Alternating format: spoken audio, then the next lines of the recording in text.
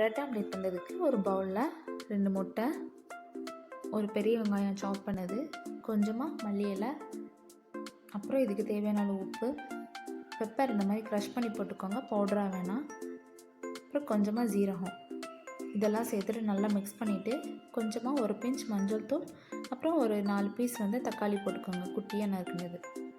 அவ்வளோதான். அப்புறம் ஒரு டவா ஹீட் பண்ணிக்கோங்க. ஹீட் ஆனதும் பட்டர் இந்த மாதிரி போட்டு அப்ளை பண்ணிக்கோங்க. இது நல்லா ஃபுல்லாக இந்த மாதிரி ஸ்ப்ரெட் பண்ணி விட்டுக்கோங்க.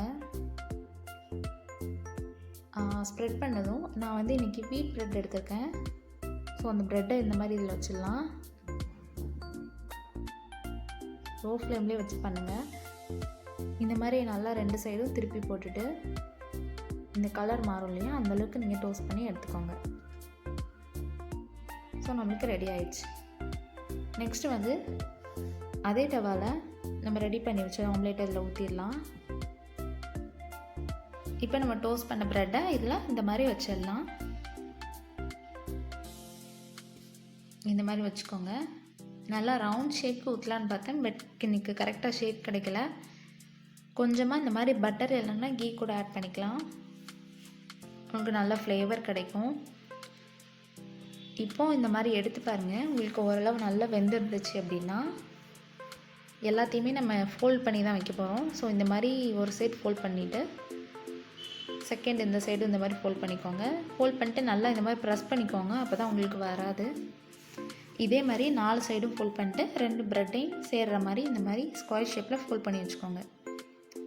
வச்சதுக்கப்புறம் நல்லா இந்த மாதிரி ப்ரெஸ் பண்ணிக்கோங்க, அப்போ தான் உங்களுக்கு நல்லா அந்த ஸ்டஃப் மாதிரி கிடைக்கும்.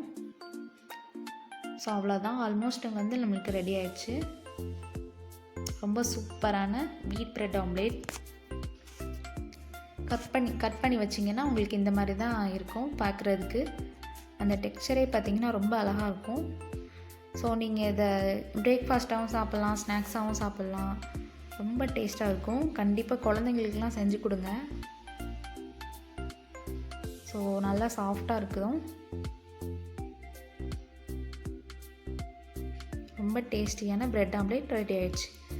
உங்களுக்கு இந்த ரெசிபி பிடிச்சிருந்துச்சுன்னா கண்டிப்பாக நீங்கள் ட்ரை பண்ணி பாருங்கள். ட்ரை பண்ணிவிட்டு மறக்காமல் லைக் பண்ணுங்கள், ஷேர் பண்ணுங்கள், சப்ஸ்கிரைப் பண்ணுங்கள்.